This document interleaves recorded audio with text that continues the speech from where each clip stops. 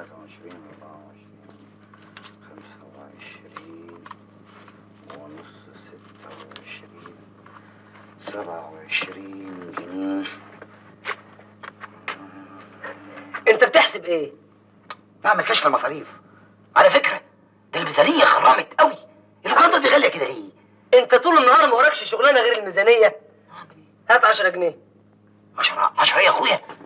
انت جرب نفوخك حاجه؟ احنا دلوقتي مش في مهمه رسميه. يبقى لينا بدل سفر. هات 10 جنيه. ده كان عمك يذبحني. يكون احسن. هات 10 جنيه. انت ساكت كده ليه؟ ما تتكلم. هتعمل بيها ايه؟ نعم انتوا هتتفقوا عليا. ما هو يا تجيبوا 10 جنيه يا سيبكوا واسافر. لا ولا ايه؟ اديله اتفضل خد. اتفضل. ادي 5 وده 10. طب هكتب قدامها ايه؟ اكتب اللي تكتبه مش شغلي. 11 جنيه صرفت بمعرفة فتحي